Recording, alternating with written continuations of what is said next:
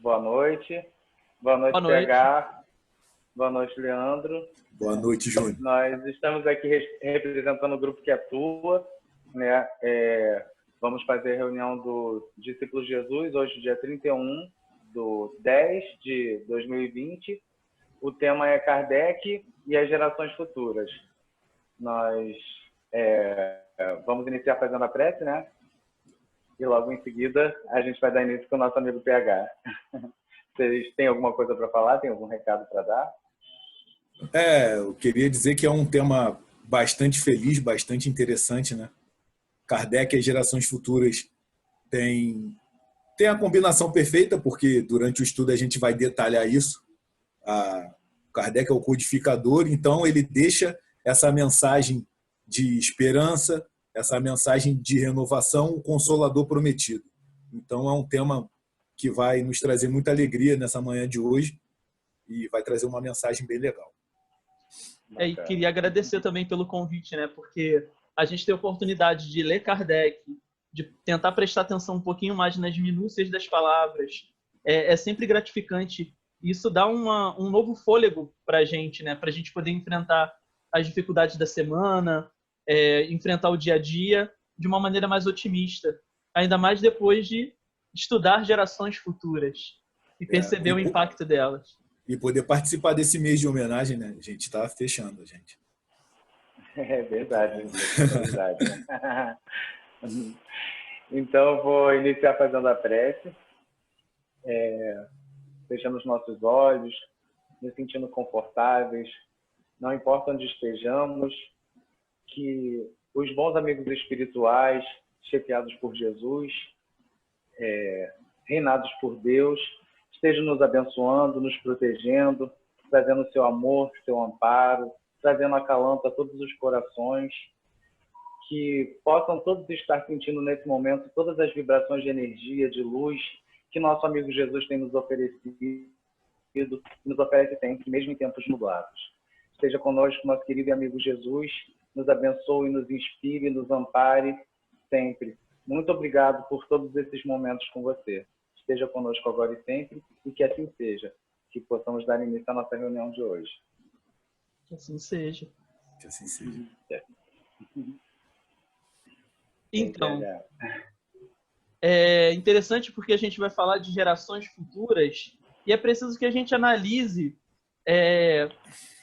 a nossa trajetória enquanto humanidade. Porque Kardec ele fala que ao longo do tempo nós fomos evoluindo. E essa evolução ela é bem perceptível. Quando a gente estuda história, filosofia, né, antropologia, de alguma maneira, dentro da escola, inclusive, a gente consegue perceber as transformações pelas quais o ser humano passou, principalmente no aspecto físico. Quando a gente analisa o homem primitivo e percebe lá na gênese da humanidade que a gente agia de uma maneira apenas a satisfazer aquilo que era necessário para nós, né? A gente caçava e se alimentava e sobrevivia. E usava monocelha sem ser criticado, né? Exatamente. Verdade. Era meio todo mundo Tony Ramos, né, na verdade. E aí, a gente consegue perceber que o ser humano ele já tinha um determinado grau de consciência e o diferia dos outros animais. Primeiro porque a gente aprendeu a utilizar o fogo, né? A gente cozinhava os nossos alimentos. A gente passou a aprender a realizar plantações. Depois, a gente começou a ter consciência da existência de nós mesmos e dos outros. Então, a gente passou a enterrar os nossos mortos, fazendo uma homenagem aos mortos. E a desenhar nas paredes, né? A fazer uma espécie de arte ali rudimentar e primitiva. E aí, quando a gente vai perceber, a gente analisa as grandes navegações, dando um salto histórico muito grande, a gente vai perceber que as grandes navegações mostram a genialidade e o avanço intelectual que a humanidade teve. Porque imagina, ao invés de você viver em uma pequena aldeia, lutando contra animais ferozes e tentando sobreviver, agora você estava desbravando um mundo desconhecido. Que mundo desconhecido é esse? a exemplo, né, aqui a nossa terra brasileira, que foi descoberta, entre aspas, né, descoberta pelo homem europeu. Então você percebe que é um avanço tecnológico muito grande. É um avanço tecnológico que fez com que a gente conseguisse alcançar uma outra terra, que a gente conseguisse mapear todo o nosso globo. E há pouco tempo atrás, assim, 400 anos depois, a gente começa, 400 e poucos anos depois, a gente começa a explorar o espaço. Então é significativo essa percepção de que a gente evoluiu intelectualmente. A gente consegue perceber lá o uso do metal para, por exemplo, o uso da tecnologia que a gente tem hoje. Para nós, hoje em dia, é impensável a gente viver, por exemplo, sem um ventilador, não é? Ou sem a possibilidade de pegar um Uber, ou sem estar com o celular na mão. Mas o ser humano de tempos atrás, se a gente for colocar 100 anos atrás, essa perspectiva não existia. Até o acesso à informação, a informação que a gente recebe em um dia é muito maior do que uma pessoa comum recebia há 150 anos atrás. Uma pessoa comum recebia em um ano que a gente recebe de informação em um dia. Então a gente tem saltos de evolução intelectual. A nossa evolução moral, e agora a gente precisa pensar que nós somos mais ou menos como um barco a remo, né? Você tem 2 remos ali. E o que a gente fez? A gente desenvolveu um braço, né, para que a gente conseguisse mexer com o remo. E a gente consegue avançar só com esse remo, mas a gente fica dando voltas em círculos, né? A gente vai avançando aos poucos. Esse avanço intelectual representa só esse remo. E a gente precisa desenvolver o outro lado, né? O outro remo. A gente precisa caminhar com os 2 remos em harmonia. Esse outro remo do barco seria a parte moral. Não é que a gente não desenvolveu, mas a gente desenvolveu muito pouco em relação à parte intelectual. A gente consegue perceber também alguns saltos que a humanidade deu em relação a esse aspecto moral, no trato com os nossos semelhantes.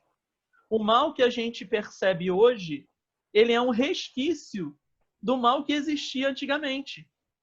Há tempos atrás, havia discussão se a mulher realmente era ou não inferior ao homem. E hoje essa discussão já é completamente vencida. Hoje a gente consegue perceber, apesar dos preconceitos que ainda existem, a gente consegue perceber que nós estamos em pé de igualdade. As coisas ficaram comprovadas. Precisou ainda, né, desse trabalho de comprovação. O mesmo acontece com a escravidão. Hoje é impensável que a gente considere a ideia de escravizar um outro ser humano. Isso quando há aquelas situações, né, de trabalho análogo à escravidão, nós nos escandalizamos quando lemos isso no jornal. E se a gente pensar, há um pouco mais de 100 anos atrás, nós estávamos escravizando nossos irmãos. Isso mostra que a gente avançou, mas esse avanço não é tão significativo quanto o avanço intelectual. Uma coisa que a gente consegue perceber dentro do campo da arte, analisando os filmes um pouquinho recentes, né? Antigamente, os vilões das histórias eles eram simplesmente maus. Não tinha uma justificativa de por que eles praticavam aquele mal. Como se o mal por si já bastasse. Hoje, já não é possível entender por que um vilão realizaria o mal simplesmente por fazer. É preciso que esse vilão tenha um propósito. E aí, quando você analisa filmes como, por exemplo, Pantera Negra? O Pantera Negra é um bom exemplo, né? Quando você percebe o vilão de Pantera Negra, por mais que a maneira como ele queira vencer o problema que ele coloca, que é a questão racial, né? O preconceito, a discriminação racial, ele quer vencer através de uma luta armada, através de uma guerra.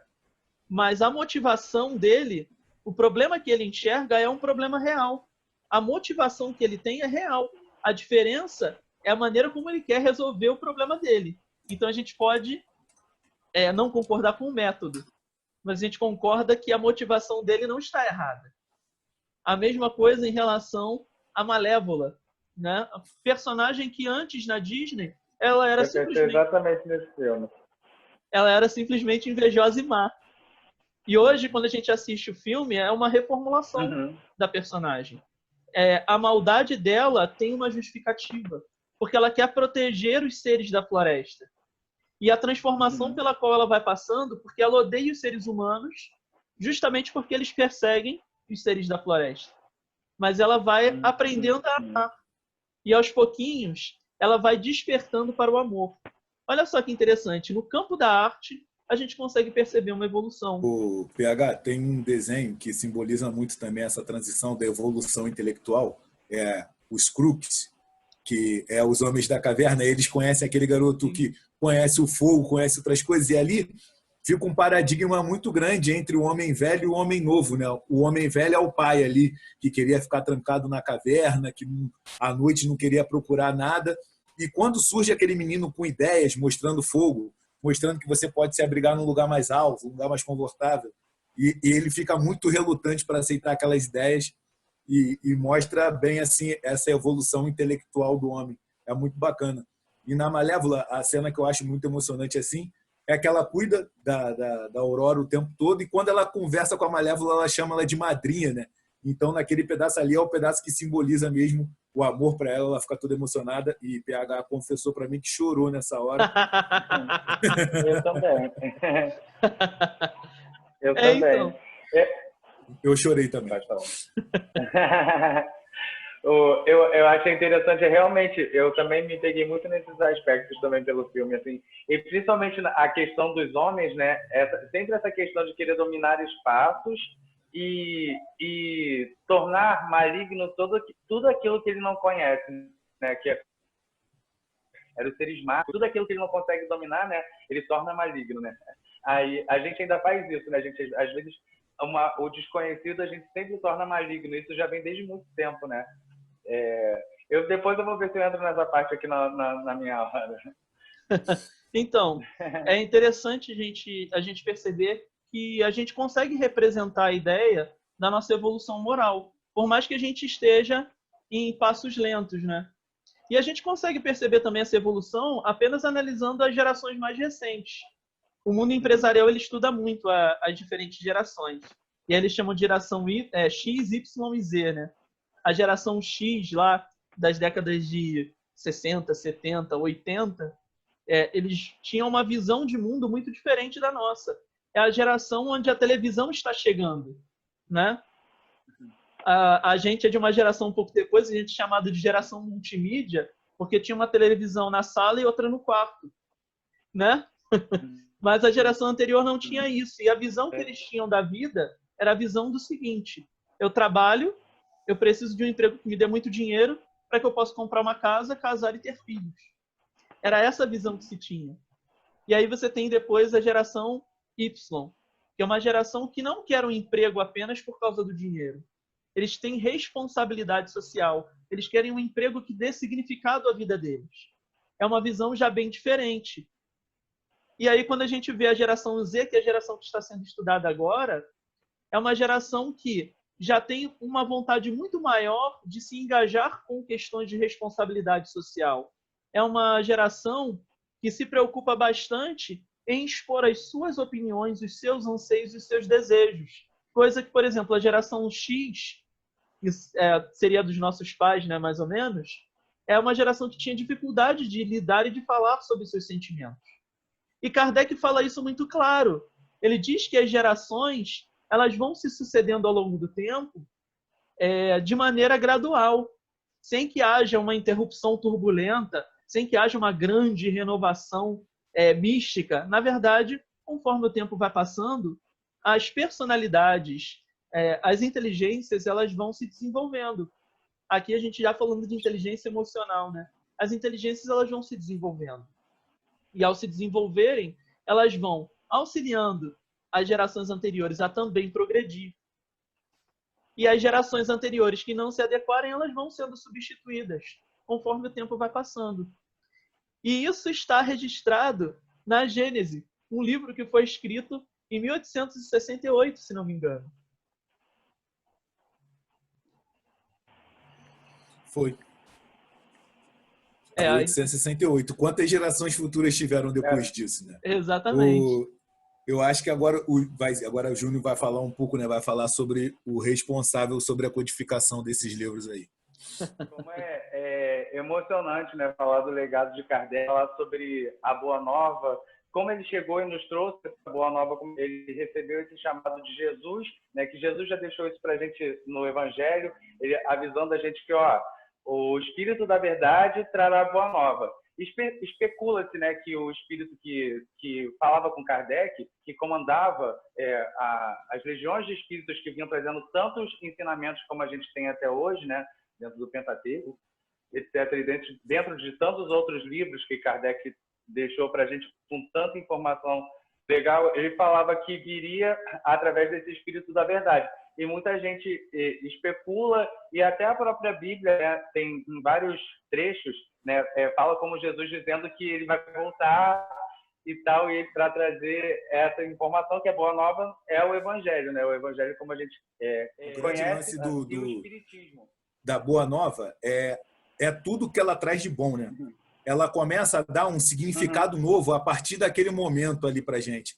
A gente começa a entender que a gente não tem só esse trecho aqui na eternidade, né, da nossa existência. A gente não vê mais a vida no planeta Terra como um pedaço que ele começa no berço e termina no túmulo. A gente começa a ter respostas muito importantes, né? As grandes respostas dos grandes problemas da humanidade. Para onde vamos? Da onde viemos? Exatamente. Qual o nosso objetivo? Né? Aí a gente tem lá no Livro dos Espíritos. Qual o objetivo da encarnação? É a evolução. Aí a gente pode encontrar aqui o quê? Provas e expiações devido ao momento, né? O momento do nosso planeta, o momento do nosso globo. Por que a gente encontra a maior preponderância do mal, né, do que do bem? É uma coisa que já vem mudando bastante, porque a gente está nesse momento de transição. Aí o Espiritismo vem descortinar tudo isso para a gente. E é uma coisa que eu fico pensando, naquela época, Kardec ficou cético 2 anos na pesquisa dele para depois se aprofundar, porque são revelações que mudaram, né? Mudaram a forma como a gente enxerga a nossa vida. Mas eu fico pensando na questão das gerações futuras, que são diversas. Não é estranho que pessoas, mesmo pessoas que não eram espíritas, que não tinham conhecimento disso e tinham atitudes boas, né? Tinham atitudes de ajudar o próximo, tinham atitudes de cuidar do planeta para o próximo, de ter o cuidado com o outro. E da onde que vem isso? Das leis de Deus que estão na nossa consciência. Isso está lá no Livro dos Espíritos também. Né, Ju? É isso aí. Justamente isso que o Espiritismo vem fazer, né? Trazer esse consolo, que é o Consolador prometido por Jesus, trazer esse consolo justamente de dizer que a vida continua, que a vida é uma só, mas as encarnações são muitas. Há quanto tempo que nós estamos transitando pelo planeta Terra em busca de quê? Se não de encontrar a si próprio, né? Deixa eu ver o que eu queria... Júnior, uma coisa que eu estava observando, o PH ficou falando das gerações. A nossa geração é uma geração muito interessante, porque a gente, no meio da nossa adolescência, dividindo a adolescência em 2 etapas, a gente só tinha telefone em casa, algumas pessoas, não todo mundo, né? E a gente pegou uma transformação muito grande. Daqui a pouco veio... A internet começou a se difundir de uma forma maior, todo mundo foi tendo possibilidade, né? Algumas pessoas aqui, eu demorei um pouquinho mais. O Barata conhece, o nosso amigo Paulo, tinha um computador em casa, aí colocou a internet, a galera toda ficava na casa dele, aí foi um boom muito grande. E tem um lance muito interessante, que o Júnior e meu irmão ficavam conversando, falando assim, cara, já pensou, tivesse um telefone, a gente conversar, olhando para outra pessoa? E hoje, antes da gente fazer essa reunião, a gente fez uma chamada de vídeo, olha só. E é uma coisa que tem um tempo curtíssimo, né? A gente era adolescente há 2 anos atrás, então isso daí tem há pouco tempo. Não, falando sério, coisas de 10 anos atrás, cara, é uma coisa muito impressionante. E a gente vê que as gerações futuras estão aí todo o tempo, né? a nossa geração é uma geração que a impressão que dá é que deu grandes saltos, né? Porque a gente pegou a fita cassete, inclusive eu já estava conversando com uma menina que tem 20, 22 anos, assim, ela estava falando que ela sente falta das locadoras. E eu falei, caraca, tu sente falta disso? Como? Tu não pegou? Ficar esperando na fila para ver um filme, que às vezes a locadora tinha 2 filmes só do mesmo, a gente queria ver exatamente aquele filme, tinha fila de espera, tem que rebobinar. Hoje em dia é tudo tão mais prático, tudo tão mais instantâneo, tudo tão mais rápido, mas realmente a gente estava conversando até mais cedo falando sobre isso, que as gerações futuras também são gerações que olham para trás no tempo, né? Que elas revêem suas raízes, veem o quanto é gostoso você ter paixão sobre aquilo que você está fazendo. Você vai pegar, na pandemia mesmo, a gente viu que os dons foram aparecendo, a gente começou a olhar tão para a gente, tão para dentro, que a gente começou a redescobrir dons, os dons de cozinhar, os dons de pintar, etc. Né? E como é gostoso tocar, ter ali o tato, né? Isso é muito interessante. E Kardec também era muito à frente do tempo dele. Ele, nas aulas dele como professor, ele sempre vinha com algo acima do tempo, à frente do tempo. No filme mesmo, depois se vocês puderem ver, vocês eu acho que já viram. A galera de casa, se ainda não viu, tem no Netflix. Kardec, como é que é o nome? Eu esqueci agora o nome, o título Só exato do colocar filme. Kardec aparece, uma produção muito bonita.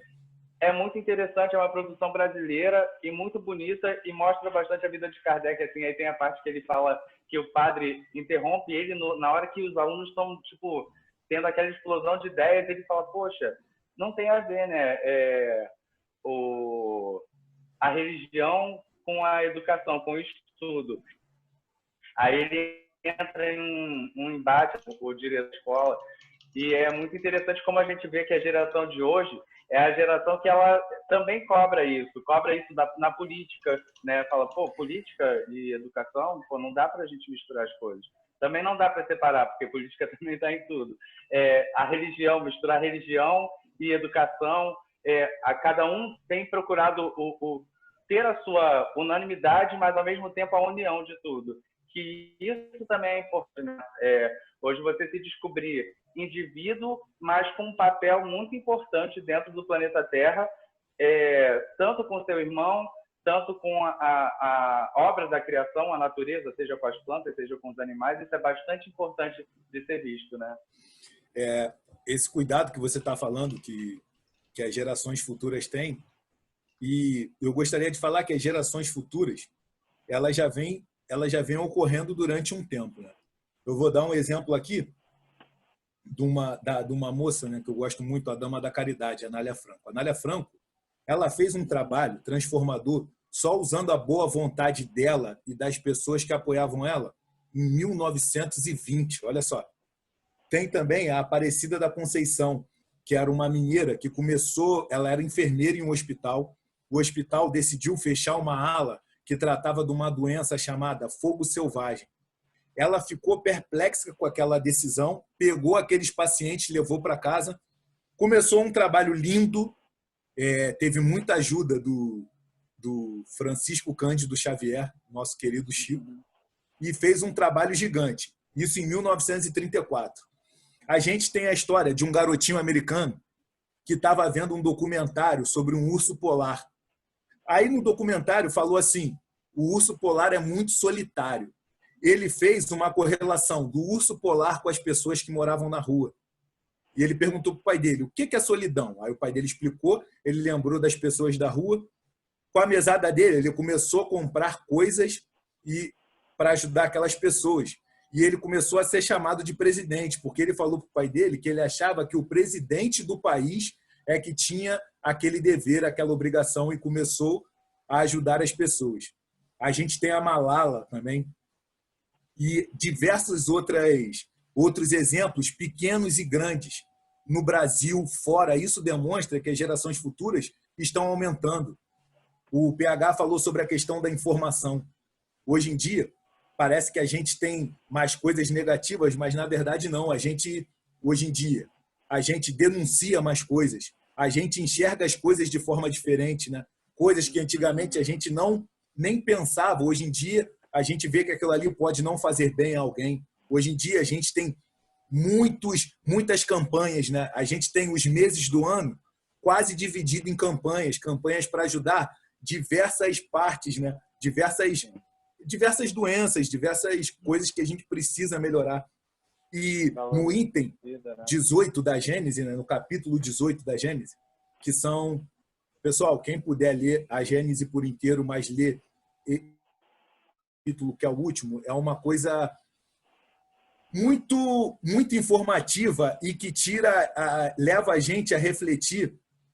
Olha só, o livro foi escrito em 1868 e ele é muito atual, muito, né? Parece fresco, né? Parece que saiu gente, ontem. E causa uma alegria de ler. A primeira impressão que você tem, você pensa assim, cara, é muita coisa para me ler. Cara, quando você começa a ler, aquilo ali vai, sabe? Você é uma fonte que você não consegue parar de beber e porque te esclarece para muito e é como se você tivesse já escutado aquilo dali. E a gente, por ser espírita há muito tempo, com certeza a gente já escutou. Mas é impressionante como renova a gente quando a gente lê. Porque, primeiro, vai relembrar para a gente o significado dessa encarnação, porque a gente está aqui, vai fazer a gente entender como a gente pode mudar o nosso ponto de vista, como a gente pode trabalhar a gratidão que vai mudar o ponto de vista, como a gente pode tentar ser um ser pacífico, como a gente pode tentar procurar a felicidade nessa encarnação. E em todos os textos, em todo o Pentateuco, a gente vai ver a seguinte coisa: um caminho para a gente conseguir a transformação da sociedade como um todo é quando a gente começar, dentro do nosso interior, combater o orgulho e o egoísmo. O orgulho e o egoísmo são a fonte de todos os males. São a fonte de um progresso de uma forma desenfreada, visando o lucro, visando o egoísmo, visando só atender às paixões, né? Mas só que a gente tem muitas pessoas preocupadas com o melhoramento do planeta, com o seu melhoramento individual, que a gente chama de reforma íntima, com se melhorar, porque a gente sabe que isso daqui é só um trecho na nossa existência. Isso daqui é só uma pequena passagem na nossa vida eterna, como o PH usou, né, ali a analogia do remo. Algumas palestras a gente já escutou a analogia sobre as asas, né, na nossa evolução em espiral, e a gente tem que conseguir alçar esse voo. E a questão da gente ter a felicidade aqui no nosso planeta é muito interessante que nesses dois trechos ali, ele fala que não é o espiritismo que vai fazer a transformação da sociedade, mas a fraternidade, as máximas de Jesus, de se colocar no lugar do outro, de amar a Deus acima de todas as coisas. Quando você ama a Deus acima de todas as coisas, você vai amar todas as criações de Deus, você vai passar a cuidar do planeta de uma forma melhor, você vai passar a respeitar o outro, você começa a ter empatia. E aí, quando a sociedade toda começa a pensar dessa forma, começa a se colocar no lugar do outro, aí a gente vai tendo a transformação. Como o PH disse, a gente não vai ter uma transformação, não vai ter um desastre, morrer todo mundo e nascer uma geração futura transformando essa sociedade. Nesses dois itens, ele vai explicando que a gente tem oportunidades, né? Às vezes, numa encarnação, a gente não acertou muito, depois vem o desencarne. Lá na pátria espiritual, a gente enxerga as coisas de uma forma bem mais ampla, bem melhor, e a gente encarna de novo para ter aquela chance de colocar em prática tudo que a gente aprendeu. Quando o nosso globo, quando está passando nesse processo de regeneração, a gente tem que aproveitar bastante esse momento que a gente tem aqui para colocar em prática tudo isso, para ajudar na evolução desse globo. E tudo isso é possível, né? Tudo é possível. É só a gente lembrar dessa máxima de Jesus e com o estudo a gente vai vendo que a reforma íntima, ela não é um processo fácil, ela não é, mas só que a gente tem a oportunidade de cada dia que desperta ir trabalhando isso, de pensar de verdade. Poxa, será que eu deveria ter tido aquela atitude? Será que eu deveria ter jogado aquele papel no chão? Será que eu não posso separar meu lixo na hora de jogar? Será que eu posso economizar mais um pouquinho e comprar numa feira orgânica? Será que eu posso tentar comprar daquele comerciante daqui mais de perto, no momento que a gente está passando, né? De procurar ajudar aquelas pessoas que tem um trabalho também e a gente pode precisar daquele serviço em vez de comprar em lugares muito grandes, em empresas macros, né? A gente tentar ajudar ali no micro. Será que eu poderia ter dado atenção àquele amigo na hora que ele pediu, na hora que ele ligou? Será que eu poderia ter respondido de uma melhor forma? Então, isso tudo é a geração futura. Nós somos a geração futura. Se a gente for pensar, todos nós fomos aquele bebezinho que foi acariciado, né? Que foi ninado, que foi colocado num bercinho lá, com todo carinho. A mãe teve todos os sonhos com a gente, todos aqueles sonhos. Ah, que meu filho seja protegido, amparado, né? Que ele tenha uma vida saudável. E a gente está aqui hoje para colocar isso em prática. A gente está aqui hoje para devolver esse amor, esse exemplo que Jesus nos deixou, que Kardec codificou essa doutrina com tantas respostas que nos fazem enxergar a realidade de uma forma muito mais promissora, de uma forma muito mais esperançosa, de uma forma que a gente consegue enxergar a felicidade mesmo dentro de todas as situações. A gente consegue enxergar o porquê de tudo que a gente passa. E sabe o que é o melhor de tudo? A gente tem a consciência de que a gente nunca pode culpar os outros pelos nossos erros. A gente tem o livre-arbítrio. Exatamente. E a gente tem a chance de pedir desculpa e de recomeçar, né? E usar uma ferramenta que é tão importante e que a gente esquece, que é a prece, que é a oração, elevar o seu pensamento. Isso modifica o seu ânimo, modifica o ambiente. São pequenas coisas, fazer o culto no lar, né?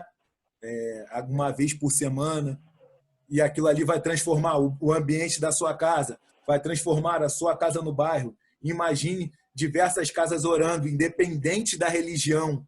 Aquilo dali vai fazer uma diferença muito grande.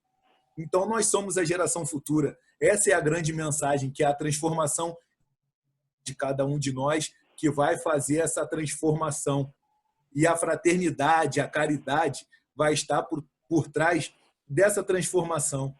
Esse respeito e essa alegria de conviver, como nós três temos essa alegria de viver, e quando eu digo de viver, é de estar junto, de comungar das mesmas ideias, do prazer por filmes, por música. Então, a gente tem muitas afinidades. Que essa nossa afinidade se estenda, não para todo mundo, que isso a gente sabe pelo nosso momento é impossível, mas que o nosso respeito pelo outro, né? Respeitar o espaço do outro, seja sempre um lema que a gente tenha na nossa vida, né? E que a gente seja sempre grato. Então, acho que a gente está chegando ao final, né, Júnior? Sim, sim. Eu estava lembrando de uma conversa que nós tivemos há pouco tempo, falando sobre essa questão das gerações do futuro, né? Que quanto tempo que a gente ouve que as crianças são o futuro da nação e quanto tempo a gente vai passar deixando para as crianças que estão vindo aí, né? Que a gente tem um compromisso com agora.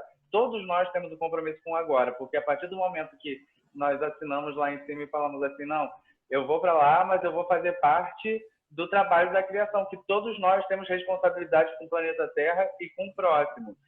Então, a gente precisa pôr em prática cada vez mais tudo aquilo que a gente aprendeu e tirar o espiritismo, principalmente da casa espírita, e levar ele para a rua, para a vivência, né? A gente precisa viver isso. A gente não pode ser só caridoso com o nosso irmãozinho do centro, com que faz a palestra, com a pessoa na assistência, ser o bom samaritano só lá. A gente precisa estender isso a todos os campos da nossa vida.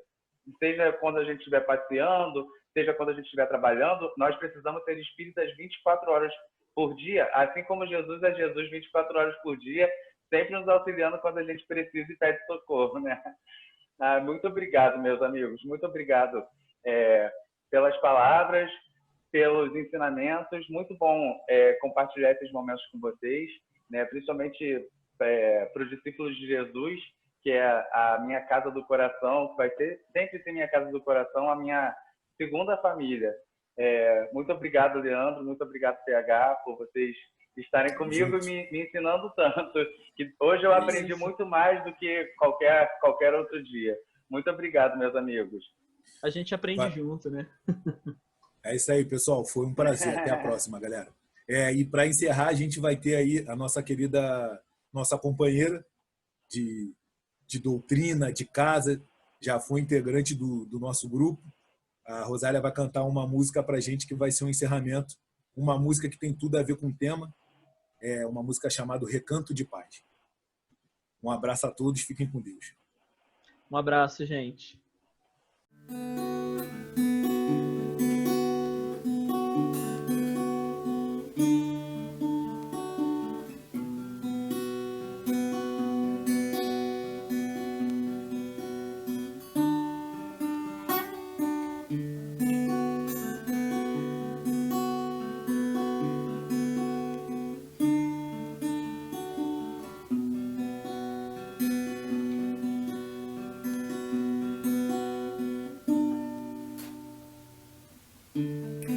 Já não somos mais os mesmos. Outro tempo começou, em momentos de harmonia.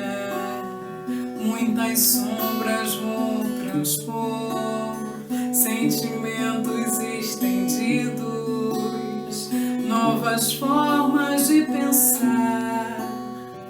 Um abismo com saída, da mensagem vou lembrar.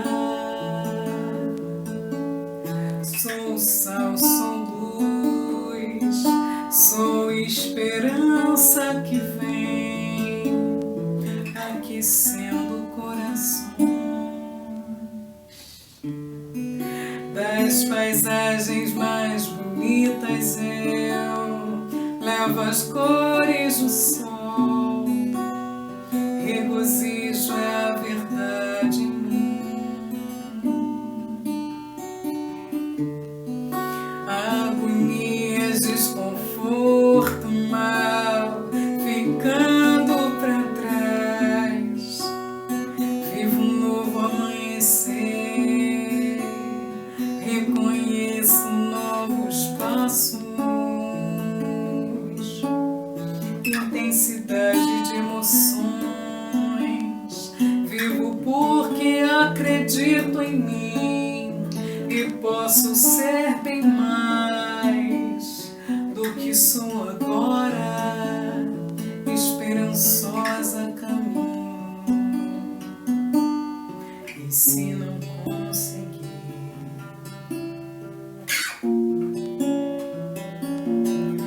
vejo na areia os seus pés, risos sem fim, alegria em mim, grande como o sol é o meu galardão nos céus. Ranços na memória apagam-se quando aceito meu encontro. Nada vai me abalar se eu acreditar. Recanto de paz.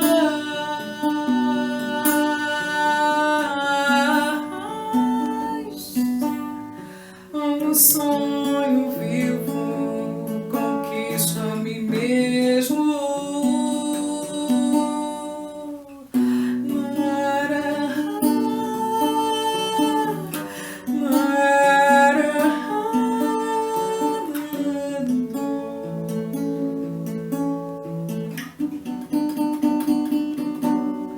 Vejo na areia os seus pés, risos sem fim, alegria em mim, grande como o sol é o meu galardão nos céus.